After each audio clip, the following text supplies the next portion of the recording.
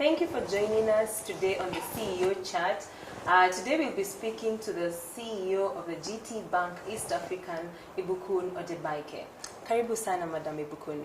Thank you, Julian. Okay, so on our topic today on SMEs and regional trade, where would you want to start? Maybe you can begin by telling us the importance of SMEs being part or participating in the regional trade in the different countries. For any economy to thrive, the economies have to work so that the SMEs thrive. They are important in terms of developing the country, in terms of nurturing the younger ones to promote economic growth.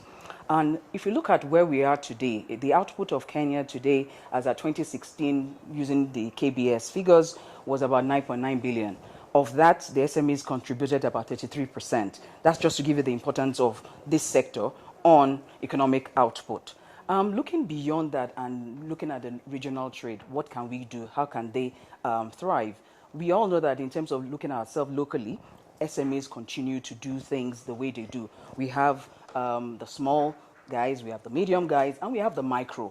Going into the regional trade, we'll be looking more at the medium because of the size. In order for you to do regional trades, you need economics of scale. And today, that is some of the things that is lacking. So you would see that in order for you to participate there, you would need, number one, to reduce some of your cost that would actually make you very, very profitable. You need agility in terms of you being able to move your products across borders and also internationally. So you would need to be very, very aware of what is happening internationally, what is happening regionally. You need to position your product in high standards. The quality matters in order for you to benchmark yourself against the players in those other countries, either in the EAC or even in the other continents at large. So I would say quality matters. Pulling together resources also matters. We have SMEs today in small amount in terms of their output, but if we're able to pull resources together, we would be able to create those volumes that is required for regional trade transactions. Okay. And what has GTBank done in helping promote SMEs in Kenya, for example? For us as Guarantee Trust Bank, we believe that a lot has been said in terms of financial access.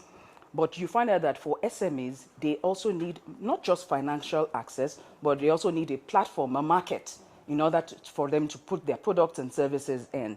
Guarantee Trust Bank has created what we call the SME Market Hub, which is an online platform which you can liken to the Alibaba of this world, the Amazons of this world. So you would see that, yes, we know that financial access to credit is very important. And today, a lot is being said about that. But enough is not being said in terms of creating the markets. And that is where we come in by creating the Market Hub, which is an online hub wherein you can put your services, your products, and it is there for a global trade. Meaning if you're in the UK, if you're in Uganda, if you're in Kenya, it becomes one place, regardless of boundaries. Okay. And the foreign exchange volatility, of course, represents the biggest challenge SMEs are facing currently in terms of doing the regional and, of course, the international trade. How is GT working to help SMEs navigate the risks involved with the foreign exchange volatility? Essentially, in order for you to do regional trade or international trade, you would need to trade between currencies, meaning, for instance, we have our local Kenyan shillings. You want to deal with other currencies of the world. And in Africa, generally, we tend to use a common currency, which is the dollars. So we would always advise our customers to say that in order for you to remain profitable, you need to ensure that the currency you're trading in matches the currency of what you're going to be getting your loan in. For instance, we're in a market in the Kenyan shillings. You shouldn't take loans in dollars. Because as an importer, if you should take a dollar facility and your trade is going to earn you Kenyan shillings, where the movement, especially when it comes to depreciation of the currencies, that is going to work against you. It will mean in order for you to repay your loan, you would need much more shillings in order for you to pay down your loan. So we would always advocate for matching of currencies as much as possible when you're accessing credit. Okay. And how about, you can tell us something about the AGOA, for those who are not familiar with what AGOA is, yes, and how it benefits our market, how it benefits the region, Africa, and particularly SMEs in Kenya. Okay, AGOA, as we all know, is the African Opportunity Act, which is pretty much the African Growth Opportunity Act, wherein several products have been pre-qualified by the US for sub-Saharan African countries in order for us to export, our products to at pretty much minimal tariffs and in some cases duty-free.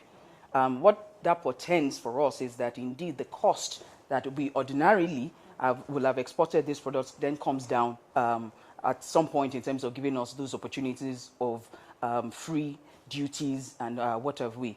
If we look at Kenya, for instance, we've done a lot in terms of trying to promote AGOA, but we can still do much more in terms of, number one, creating awareness to many people that can also afford to tap into the treaty and then put their products out there.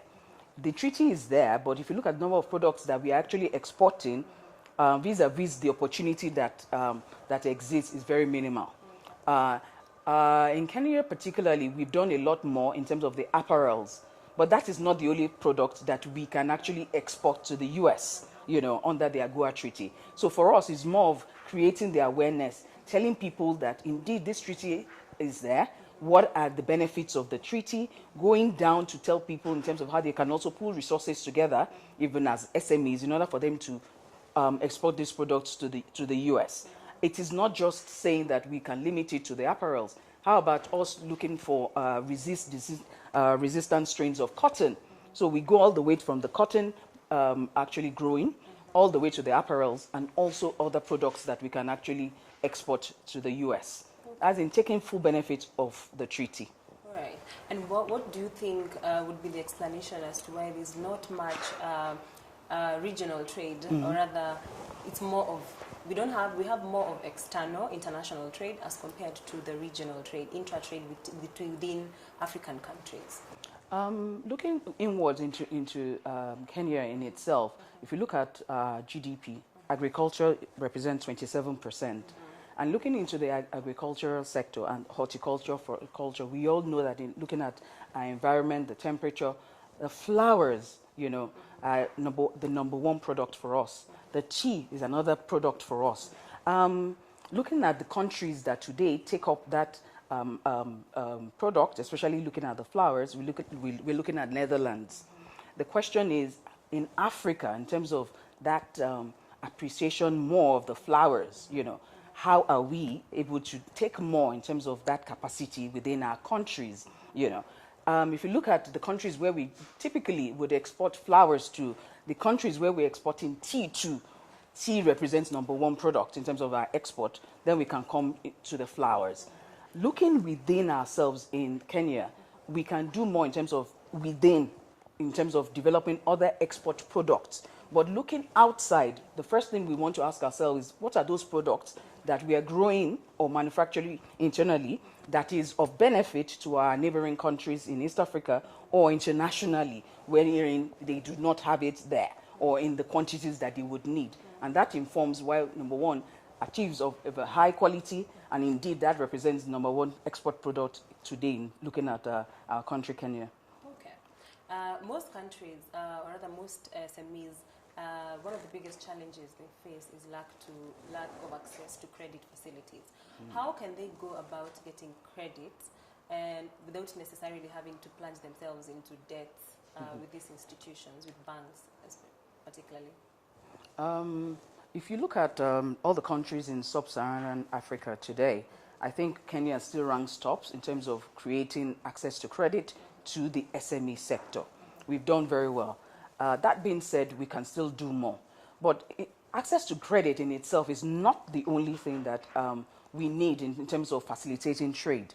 The ease of doing business in our environment is very key. So indeed, access to credit is important, but the ease of doing business in the environment should be number one, in order to draw that and facilitate the trade transactions. Now, going into the credit itself, there are quite a number of things that we can still do. Number one is that we can decide within ourselves working with other agencies within the country to come up with what we call intervention funds. Intervention funds will further reduce the cost of credit to SMEs.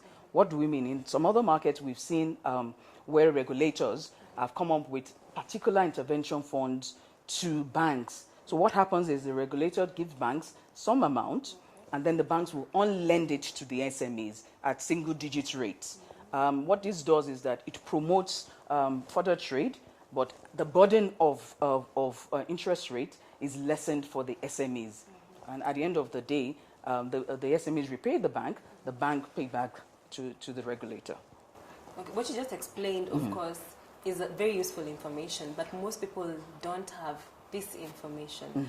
I tend to think maybe either it's not readily available to them, or maybe they don't read. Where can they get this information, especially those who cannot get the time? Because I remember somebody asking, they don't have the time to go for the conferences and for other events that basically talk about these issues.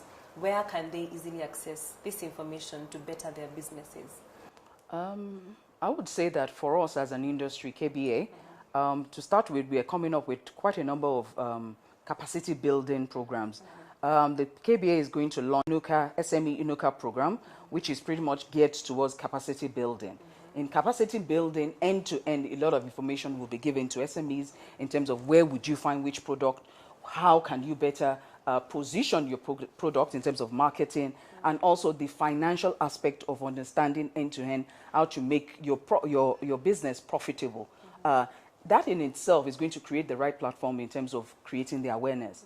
In furtherance to that, banks like ours have also created what we call the Market Hub Merchant Academy, which is an online platform wherein you can go position your product in order for it to be out there. There's the platform for selling, but there's also the platform for education, the platform for marketing, and that is what the Market Hub Merchant Academy does. Okay, so basically you have a product set for the young an online people, platform. An online platform that they can actually access. Yes. Okay, so your final word to somebody who probably just does business within the country and would want to consider doing regional trade, maybe exporting something that they produce. Apart from the way you say we can pull resources, where do they start from? So someone is probably manufacturing shoes, if I can give shoes as an example. They want to start exporting this. Probably can give them the very first basic steps towards getting, yes. Okay, I think what the person needs to do first is to ensure that your product is of a high quality. There will be no use having a product that would not sell on the other side. So we need to first get ourselves informed of the quality that is required on the other side. And you make sure your product is at that minimal quality that is required for you to sell. Number one. Number two is that you need to also put yourself out there. We need to open ourselves up in terms of putting ourselves online. Today, what that online platform does for each and every one of us is that it brings down the cost. Ordinarily, that person would have to go maybe for a fair somewhere else in order for him to showcase his product. He does not have to do that. He's a small SME player. He can showcase his product online. There are many online platforms today that you can take full advantage of, and that reduces your cost. Number two, you also need to begin to embrace technology, even at that level. You know, it also reduces their cost in many ways. Transportation, as it were, and also the cost of even putting yourself out there. Today, we do see that quite a number of organizations out there have pretty much brought different softwares, different innovations in order to put SMEs on the marketplace. I think they need to embrace that as well. Then, of course, we need to also understand the regulatory environment that we are going to be operating in order for us to understand what it requires of us to trade internationally as a beginner in this international trade market. Okay, I think I can summarize your points into information. Let them get information. Let them have high quality products that they can export. Embrace technology. And I think lastly, know about the regulations in place to further their business. Thank you so much, Madam. Thank you so much, Ibukun. It's been a pleasure having you here. Thank you, Julian. You're welcome. Thank you. Thank you for joining us today on the CEO Chat. I believe you've learned a lot on the banking sector, which has been brought to you by the Kenya Bankers Association. Remember to follow us on Twitter with the hashtag CEO Chats. Until next time, my name is Julian Kamau.